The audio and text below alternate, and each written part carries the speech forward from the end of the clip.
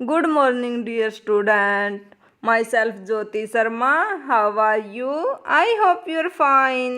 Students, हम NCERT history के class 6 के 6 चैप्टर कंप्लीट कर चुके हैं।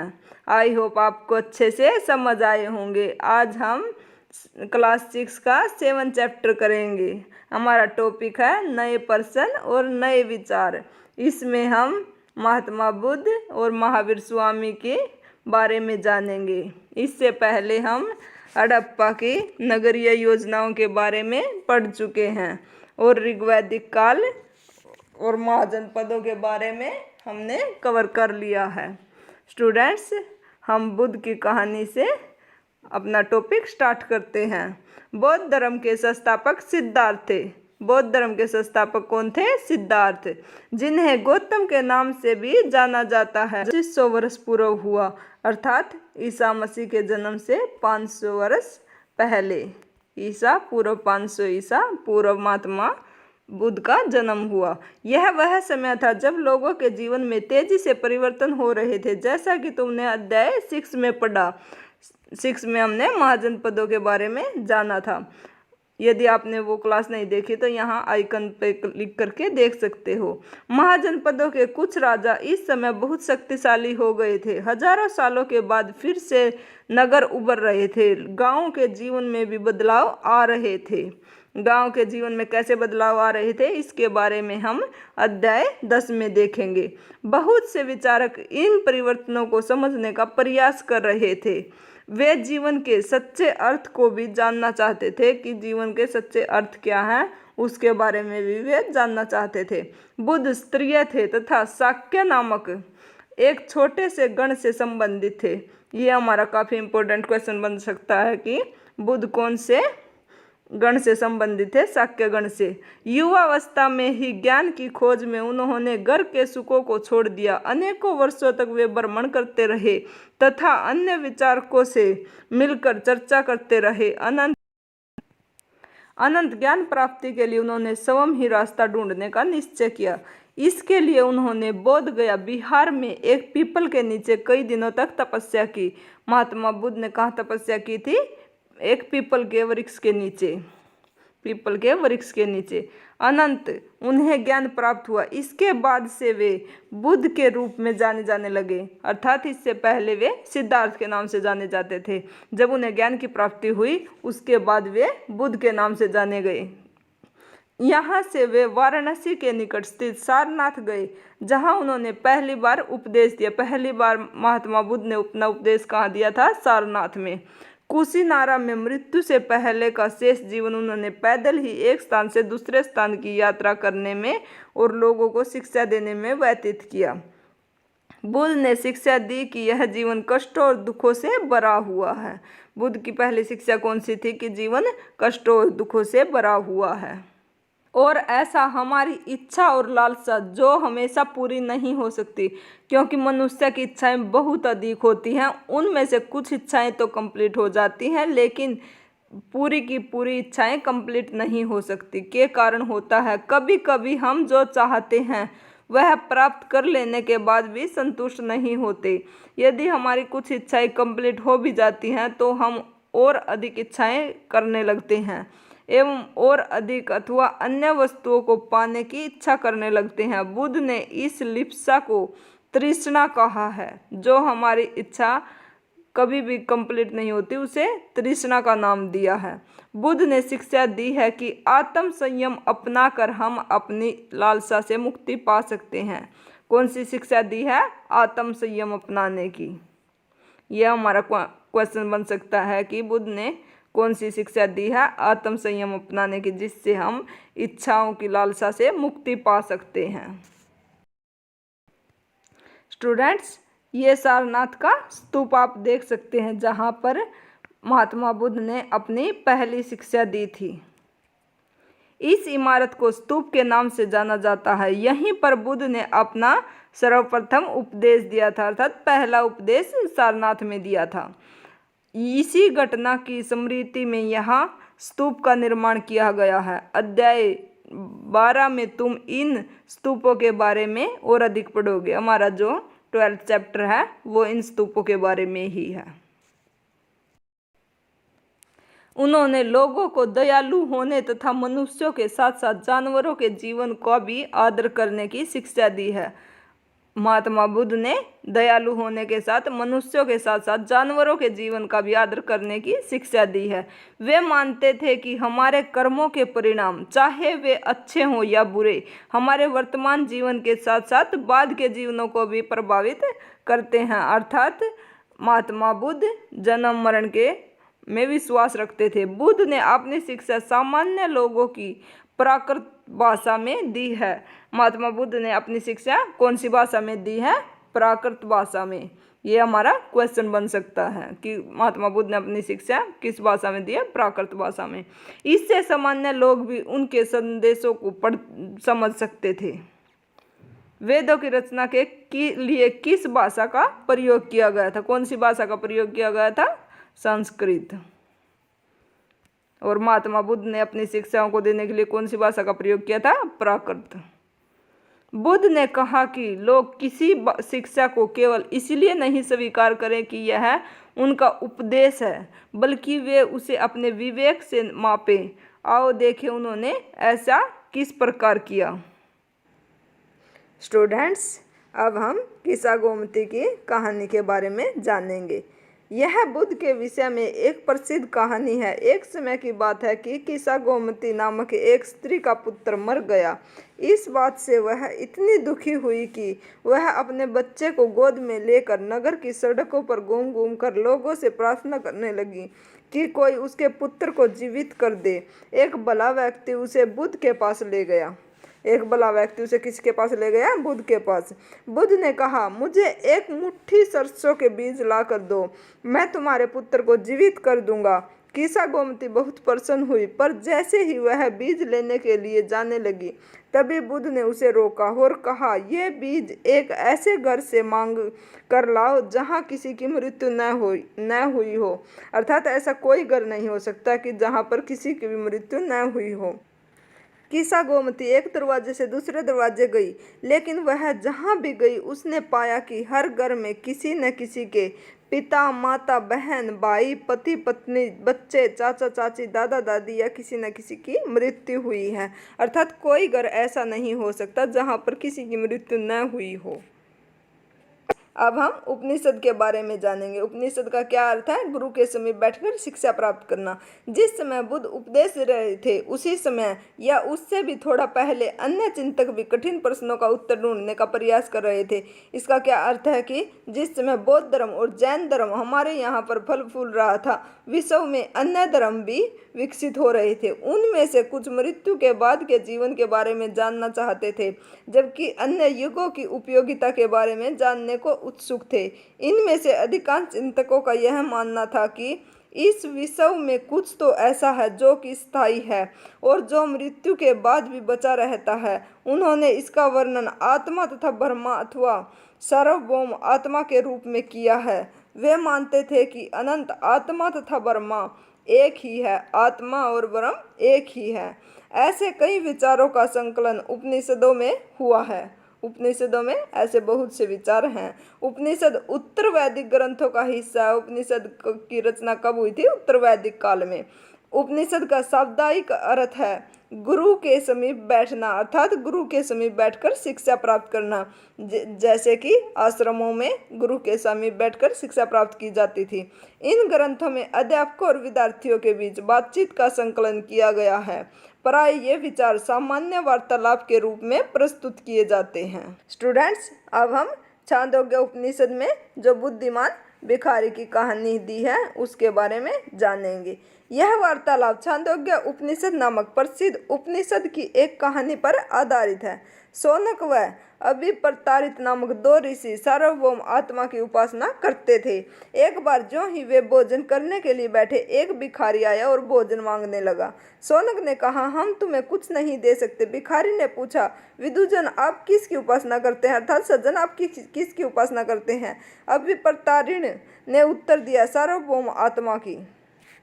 ओ, इसका मतलब आप यह जानते हैं कि यह सार्वभौम आत्मा संपूर्ण विश्व में विद्यमान है। सार्वभौम आत्मा संपूर्ण विश्व में विद्यमान है। ऋषियों ने कहा, हाँ हाँ, हम यह जानते हैं। भिखारी ने फिर पूछा, अगर यह सार्वभौम आत्मा संपूर्ण विश्व में विद्यमान है तो यह मेरे अंदर भी विद्यमान है। मैं कौन हूँ? मैं इस विश्व का एक भाग हूँ, अर्थात मैं भी इस विश्व का एक हिस्सा हूँ। तुम सत्य बोलते हो युवा ब्राह्मण, इसलिए हे ऋषियों, मुझे भोजन न देकर आप उस सार्वभौम आत्मा को भोजन देने से मना कर रहे हो, अर्थात उस सार्वभौम आत्मा को भोजन नहीं दे रहे। भिखारी की बात की सच्चाई जानकर ऋषियों ने उसे भोजन दे दिया। इन चर्चाओं में भाग लेने वाले अधिकांश पुरुष ब्राह्मण तथा राजा होते थे। कभी कभी गार्गी जैसी स्त्री विचारकों का भी उल्लेख मिलता है, अर्थात इनमें स्त्रियां बहुत ही कम हिस्सा लेती थी। विद्वता के लिए प्रसिद्ध गार्गी राज दरबारों में होने वाले वाद विवादों में भी भाग लिया करती थी। निर्धन व्यक्ति इस तरह के वाद विवादों में बहुत कम ही हिस्सा लेते थे। इस तरह का एक प्रसिद्ध अपवाद सत्यकाम जाबाल का है। सत्यकाम जाबाल का नाम उसकी दासी माँ के नाम पर पड़ा। सत्यकाम के मन में सत्य जानने की तीव्र जिज्ञासा उत्पन्न हुई। गौतम नामक एक ब्राह्मण ने उन्हें अपने विद्यार्थी के रूप में स्वीकार किया तथा वह अपने समय के सर्वाधिक प्रसिद्ध विचारकों में से एक बन गए। उपनिषदों के कई विचारों का विकास बाद में प्रसिद्ध विचारक शंकराचार्य के द्वारा किया गया, जिनके बारे में तुम कक्षा 7 में पढ़ोगे। व्याकरणविद पाणिनि, पाणिनि के बारे में तो आप जानते होंगे, जिसने व्याकरण की रचना की। इस युग में कुछ अन्य विद्वान भी खोज कर रहे थे। उन्हीं प्रसिद्ध विद्वानों में एक पाणिनि ने संस्कृत भाषा के व्याकरण की रचना की। उन्होंने स्वरों और व्यंजनों को एक विशेष क्रम में रखकर उनके आधार पर सूत्रों की रचना की। ये सूत्र बीजगणित के सूत्रों से काफ़ी मिलते जुलते थे। आप देखते होंगे, मैथ में पढ़ते हैं कि बीजगणित में बहुत ज़्यादा सूत्र होते हैं। इसका प्रयोग कर उन्होंने संस्कृत भाषा के प्रयोगों के नियम लघु सूत्रों लगभग 3000 के रूप में लिखे। स्टूडेंट्स, हम बौद्ध धर्म के बारे में पढ़ चुके हैं। अब हम जैन धर्म के बारे में जानेंगे। इसी युग में अर्थात लगभग 2500 वर्ष पूर्व जैन धर्म के 24वें तथा अंतिम तीर्थंकर वर्धमान महावीर ने भी अपने विचारों का प्रचार प्रसार किया। अर्थात वर्धमान महावीर कौन से तीर्थंकर थे? 24वें। तो इनके फर्स्ट तीर्थंकर कौन थे? ऋषभदेव। वह वज्जी संघ के लिच्छवी कुल के एक स्त्रीय राजकुमार थे। कौन से कुल के राजकुमार थे? वज्जी संघ के। इस संघ के विषय में तुमने अध्याय 6 में पढ़ा था। जो हमने अध्याय 6 में महाजनपदों के बारे में पढ़ा था, उसमें वज्जी भी एक महाजनपद था। 30 वर्ष की आयु में उन्होंने घर छोड़ दिया और जंगल में रहने लगे। 12 वर्ष तक उन्होंने कठिन व एकाकी जीवन व्यतीत किया। इसके बाद उन्हें ज्ञान प्राप्त हुआ। उनकी शिक्षा सरल थी। सत्य जानने की इच्छा रखने वाले प्रत्येक स्त्री व पुरुष को अपना घर छोड़ देना चाहिए। उन्हें अहिंसा के नियमों का कड़ाई से पालन करना चाहिए, अर्थात किसी भी जीव को न तो कष्ट देना चाहिए और न ही उनकी हत्या करनी चाहिए। महावीर का कहना था कि सभी जीव जीना चाहते हैं, सभी के लिए जीवन प्रिय है। महावीर ने अपनी शिक्षा प्राकृत भाषा में दी। यही कारण है कि साधारण जन भी उनके तथा उनके अनुयायियों की शिक्षाओं को समझ सके। देश के अलग अलग हिस्सों में प्राकृत के अलग अलग रूप प्रचलन में क्षेत्र के आधार पर ही उनके अलग अलग नाम थे। जैसे मगध में बोली जाने वाली प्राकृत भाषा ही मागधी कहलाती थी। जो मगध में बोली जाती थी प्राकृत भाषा, उसे ही मागधी भाषा कहा जाता था। जैन नाम से जाने गए महावीर के अनुयायियों को भोजन के लिए भिक्षा मांगकर सादा जीवन बिताना होता था। उन्हें पूरी तरह से ईमानदार होना पड़ता था तथा चोरी न करने की उन्हें सख्त हिदायत थी। उन्हें ब्रह्मचर्य का पालन करना होता था। पुरुषों को वस्त्रों सहित सब कुछ त्याग देना पड़ता था। अधिकांश व्यक्तियों के लिए ऐसे कड़े नियमों का पालन करना बहुत कठिन था।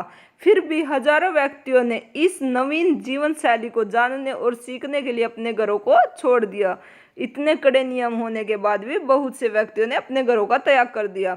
कई अपने घरों पर ही रहे और भिक्षु और भिक्षुणी बने लोगों को भोजन प्रदान कर उनकी सहायता करते थे। जो जैन धर्म में चले गए थे उनकी सहायता करते थे। जैन शब्द जिन शब्द से निकला है, जिसका अर्थ है विजेता, अर्थात जिन शब्द का क्या अर्थ है? विजेता।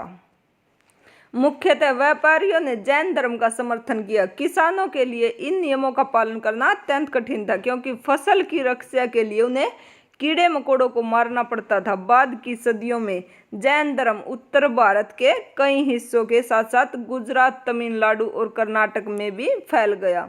महावीर तथा उनके अनुयायियों की शिक्षाएं कई शताब्दियों तक मौखिक रूप से ही रही। वर्तमान रूप में उपलब्ध जैन धर्म की शिक्षाएं लगभग 1500 वर्ष पूर्व गुजरात में वल्लभी नामक स्थान पर लिखी गई।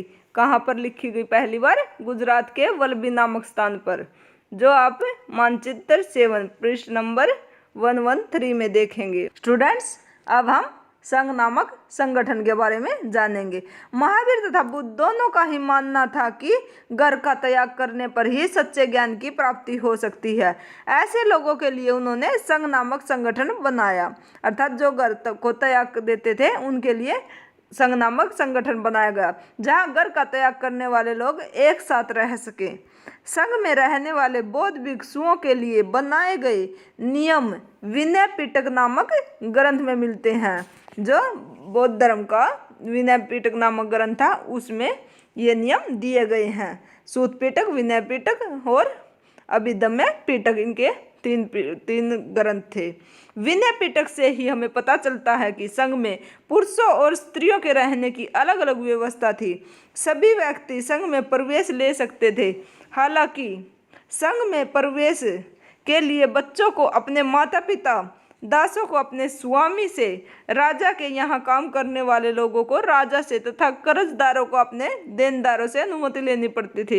एक स्त्री को उसके अपने पति से अनुमति लेनी होती थी।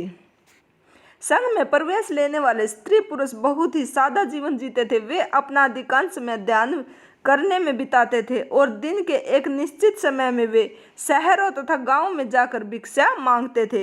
यही कारण है कि उन्हें भिक्षु और भिक्षुणी कहा जाता था। ये प्राकृत भाषा का शब्द है। वे आम लोगों को शिक्षा देते थे और साथ ही एक दूसरे की सहायता भी करते थे। किसी तरह की आपसी लड़ाई का निपटारा करने के लिए वे प्राय बैठ के भी किया करते थे। संघ में प्रवेश लेने वालों में ब्राह्मण, स्त्रियां, व्यापारी, मजदूर, नाई, गणिकाएं और दास शामिल थे।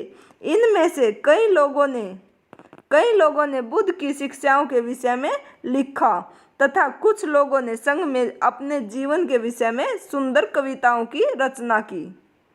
स्टूडेंट्स, अब हम विहार के बारे में जानेंगे कि विहार क्या थे, जहाँ पर जैन और बौद्ध धर्म के अनुयायी वर्षा ऋतु के मौसम में एक जगह पर रुकते थे। उसे क्या कहते थे? विहार। जैन तथा बौद्ध भिक्षु पूरे साल एक स्थान से दूसरे स्थान पर घूमते हुए उपदेश दिया करते थे। केवल वर्षा ऋतु में जब यात्रा करना कठिन हो जाता था तो वे एक स्थान पर ही निवास करते थे। ऐसे समय वे अपने अनुयायियों द्वारा उद्यानों में बनवाए गए अस्थायी निवासों में अथवा पहाड़ी क्षेत्रों की प्राकृतिक गुफाओं में रहते थे। जैसे जैसे समय बीतता गया, भिक्षु भिक्षुणियों ने स्वयं तथा उनके समर्थनों ने अधिक स्थायी शरण स्थलों की आवश्यकता का अनुभव किया। तब कई शरण स्थल बनाए गए जिन्हें विहार कहा गया। जो उनके रहने का जगह होती थी उसे विहार कहते थे। आरंभिक विहार लकड़ी के बनाए गए तथा बाद में इनके निर्माण में ईंटों का प्रयोग होने लगा। पश्चिमी भारत में विशेषकर कुछ विहार पहाड़ियों को खोदकर भी बनाए गए। जो हमारा पश्चिमी हिस्सा है उसमें विहार पहाड़ियों को खोदकर भी बनवाए गए हैं। एक बौद्ध ग्रंथ से ज्ञात होता है कि जिस तरह महासागरों में मिलने पर नदियों की अलग अलग पहचान समाप्त हो जाती है, ठीक उसी तरह बुद्ध के अनुयायी जब भिक्षुओं की श्रेणी में प्रवेश करते हैं तो वे अपना वर्ण, श्रेणी तथा परिवार सब कुछ त्याग देते हैं। जैसे नदियाँ समुद्र में मिलने पर समुद्र का ही रूप ले लेती हैं, उसी प्रकार बुद्ध के अनुयायी भी भिक्षुओं की श्रेणी में प्रवेश करते हुए अपना वर्ण और श्रेणी परिवार सब त्याग देते हैं। पराये किसी धनी व्यापारी राजा अथवा भूस्वामी द्वारा दान में दी गई भूमि पर विहार का निर्माण होता है। विहार का निर्माण कहाँ पर होता है? व्यापारी राजा और भूस्वामी द्वारा दान दी गई भूमि पर। स्थानीय व्यक्ति भिक्षु भिक्षुणियों के लिए भोजन, वस्त्र और दवाइयाँ लेकर आते थे, जिसके बदले ये भिक्षु और भिक्षुणी लोगों को शिक्षा देते थे। स्टूडेंट्स, अब हम बौद्ध धर्म और जैन धर्म में आश्रम व्यवस्था के बारे में जानेंगे। जैन और बौद्ध धर्म जिस समय लोकप्रिय हो रहे थे, लगभग उसी समय ब्राह्मणों ने आश्रम व्यवस्था का विकास किया। यहाँ आश्रम शब्द का तात्पर्य लोगों द्वारा रहने तथा ध्यान करने के लिए प्रयोग में आने वाले स्थान से नहीं है, बल्कि इसका तात्पर्य जीवन के एक चरण से है। अर्थात जो हमारा जीवन काल है उसको 4 भागों में बांट दिया जाता था। ब्रह्मचर्य ये 0 से 25 और गृहस्थ 25 से 50 और वानप्रस्थ 50 से 75 और संन्यास 75 to 100 नामक 4 आश्रमों की व्यवस्था की गई।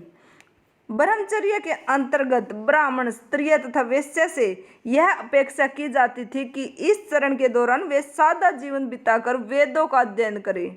अर्थात वेदों का जिस टाइम पे अध्ययन किया जाता था उसे ब्रह्मचर्य कहा जाता था।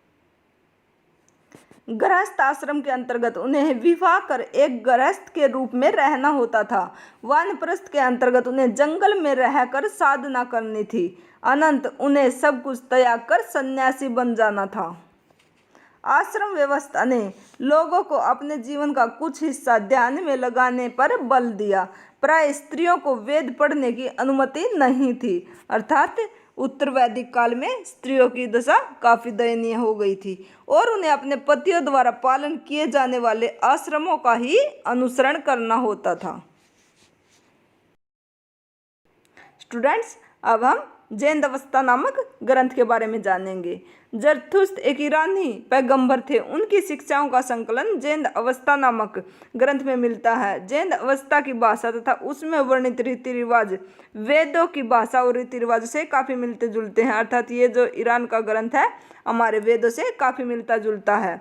जरथुस्त्र की मूल शिक्षा का सूत्र था। उनकी मूल शिक्षा का सूत्र क्या था? सद्विचार, सद्वचन और सद्कार्य।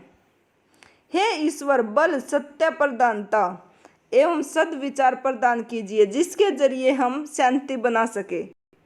1000 से अधिक वर्षों तक जरथुस्त्रवाद ईरान का एक प्रमुख धर्म रहा। बाद में कुछ जरथुस्त्रवादी ईरान से आकर गुजरात और महाराष्ट्र के तटीय नगरों में बस गए। वे लोग ही आज के फारसियों के पूर्वज हैं। फारसियों के पूर्वज ये जरथुस्त्रवादी हैं। स्टूडेंट्स, ये हमने क्लास 6 का 7 चैप्टर कंप्लीट किया। आई होप आपको समझ आया होगा और आप इसको अच्छे से रीड करोगे। नेक्स्ट क्लास में हम इसके क्वेश्चन आंसर करेंगे। Thank you for watching.